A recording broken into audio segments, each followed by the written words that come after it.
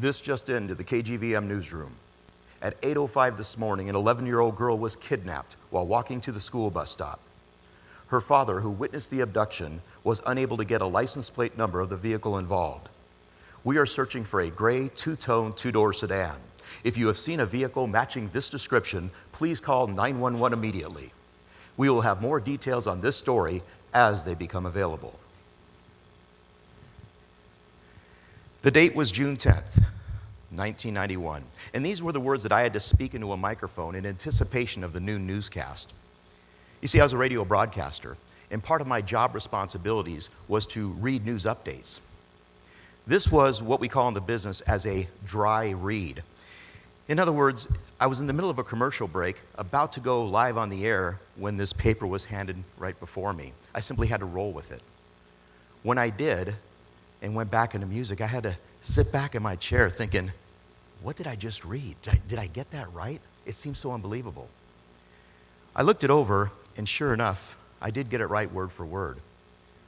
But then I had a hard time wrapping my mind around the idea that we just had a stranger abduction in our small town. I, like many others in the community, were hoping against hope that it would be some sort of a misunderstanding, that it would all be easily resolved. But no such luck. It was the lead news story for many days and weeks to follow. In short order, there would be pink ribbons all about the town. Her face would be on a poster in the storefront of every business up and down Main Street. And the days turned into weeks, and the weeks turned into months, and still no sign of this little girl.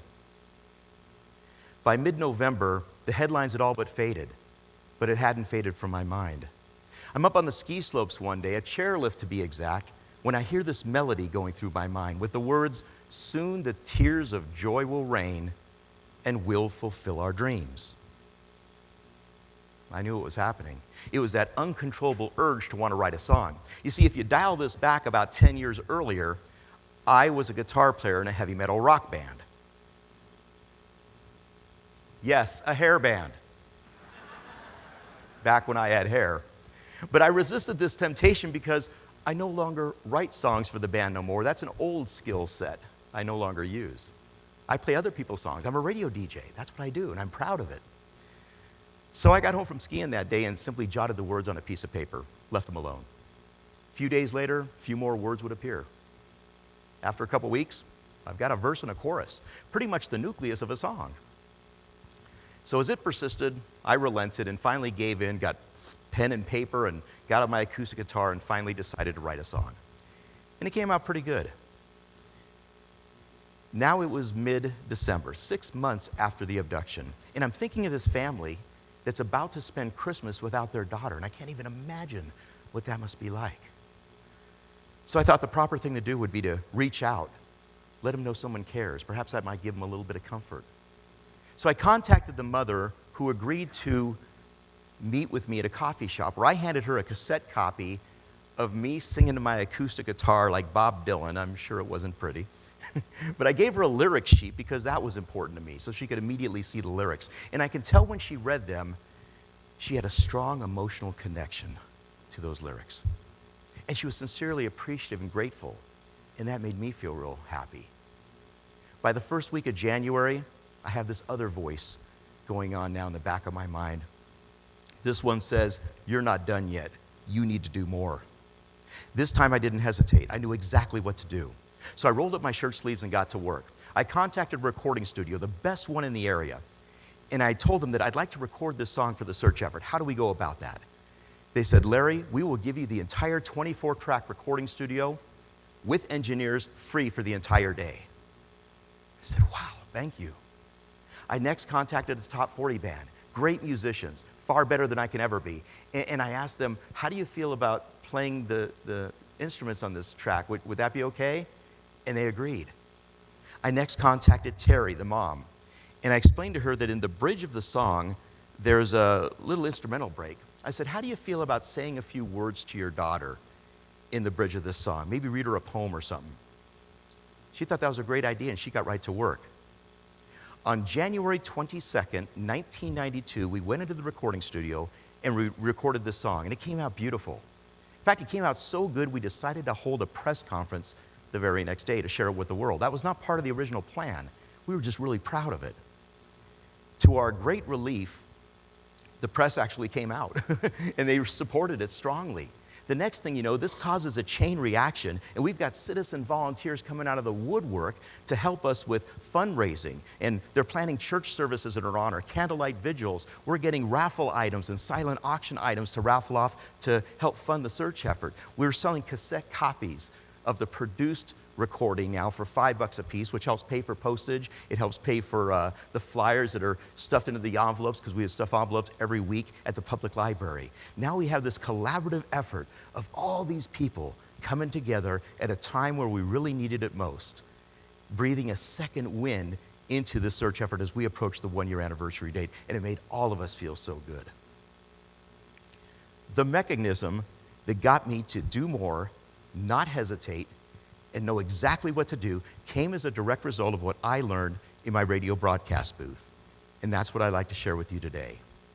Now, for those of you who have never been inside a radio broadcast booth, let me paint the picture for you. It's not a very pleasant surroundings. In fact, it's a little 6x9 booth in my case, fully glass enclosed. You got a mixer here, 2 turntables here, and a boom microphone that comes down here. Headphones I would put on when I'm about to go on the air. Over here you have cart machines, and this is where we play the commercials. And at your kneecaps, vinyl records.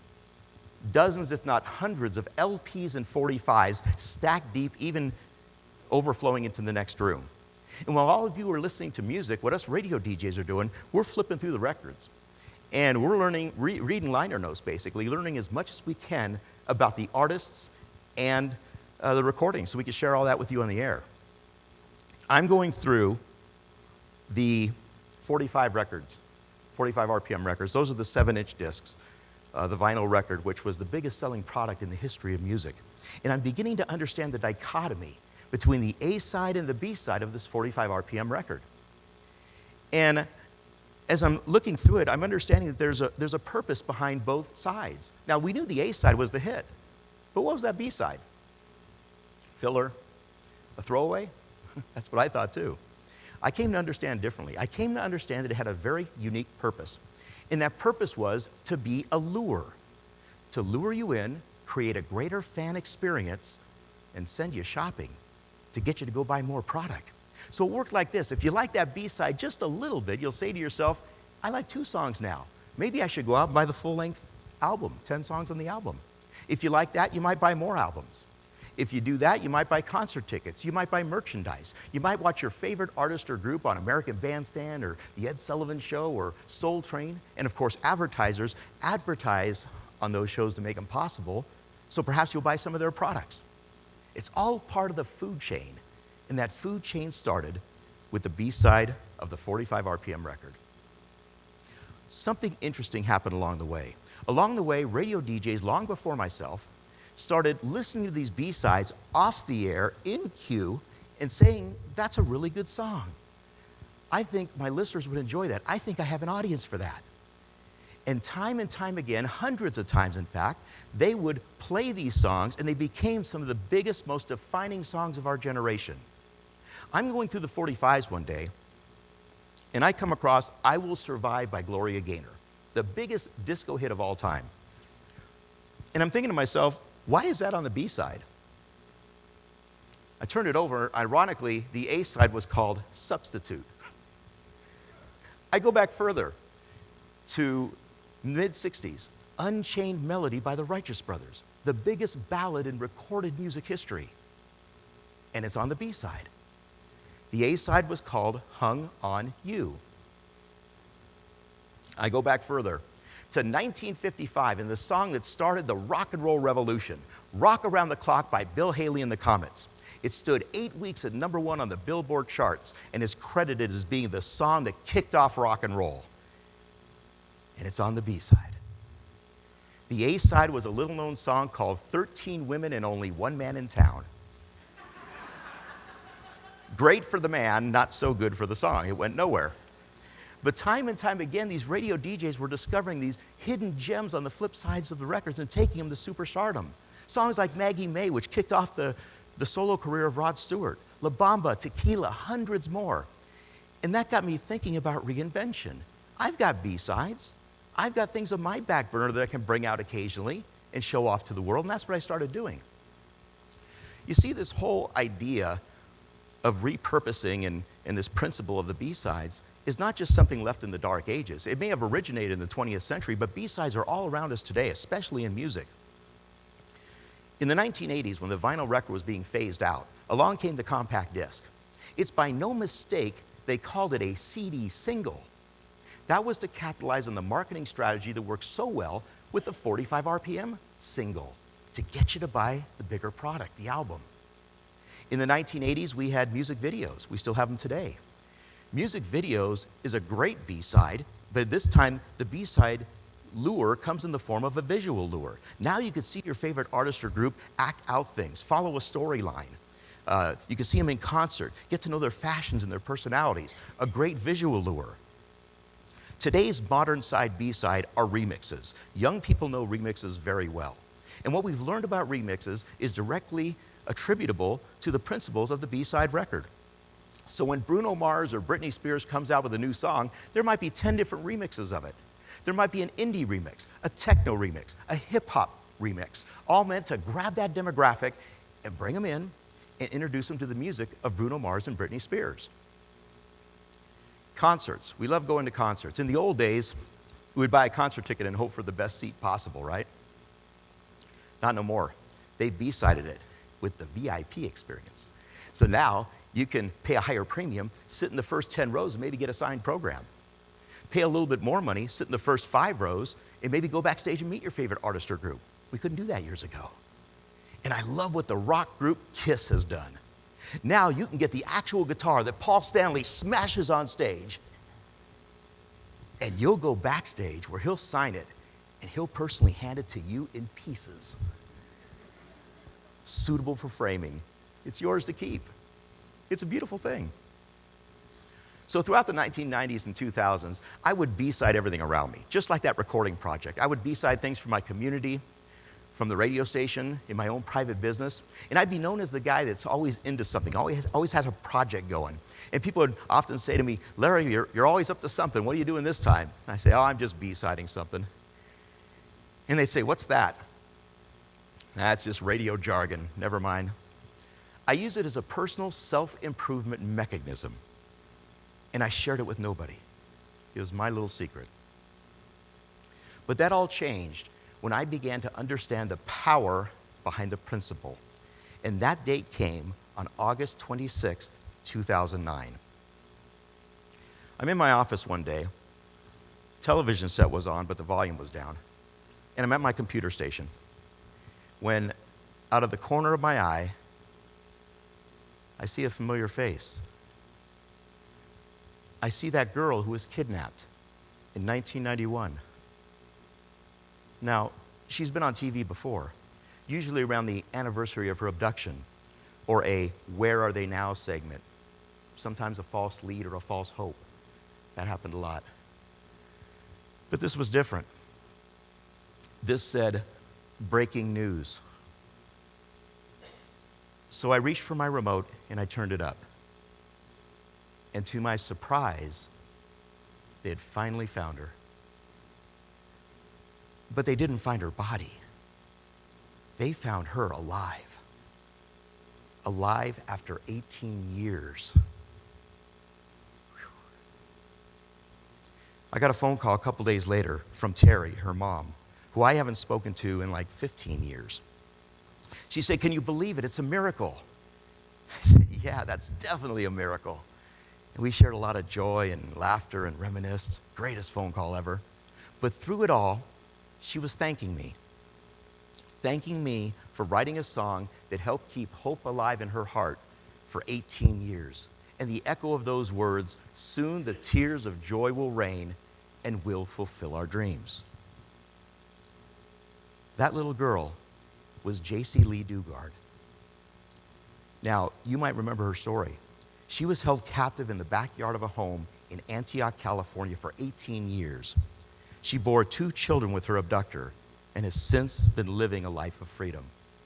To this day, her story is among the most celebrated abduction recoveries in modern American history. Entertainment legend Dick Clark once said, "Music is the soundtrack of our lives." And I really believe that. I mean, it permeates everything around us. It's intertwined in our daily routine. It's a universal language. Think of a song right now that is your go-to song when you're feeling down. Or maybe that song that ramps you up right before a workout, gets you energized. We all have these favorites, right? Somewhere back here, there's a songwriter that has no idea that all these years later, that song is still making a strong emotional connection with you. That's how I felt. I never knew my song J.C. Lee had any value past 1991 or 1992. But apparently it did. But here's the kicker. No one's ever going to chase you down on the street, grab you by the shoulder, turn you around and say, "Thank you." We just have to hope and pray that the things we do have an emotional connection and have value to other people. I believe we need to start thinking like recording artists who are constantly coming up with new music from their existing skill set. New songs every year or two, new concert tours that are different than the last, because that pleases the existing fan base and opens themselves up to new markets and new fans. We can do the same thing. We don't have to develop a new skill set. We spend years of our lives being who we are. In fact, the more unique we are, the better. The more tools we have in our toolbox. You see, back here, we have our B-sides.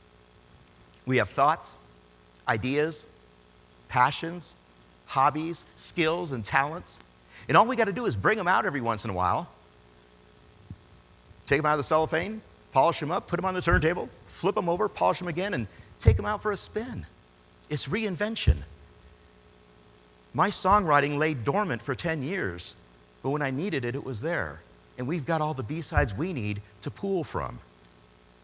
Now we can use the lessons of music to discover untapped skills and talents that will increase productivity, enhance our personality, make us more attractive to new people. I am confident that if you were to develop your B-sides, you will find the next big hit in your catalog known as life. Thank you.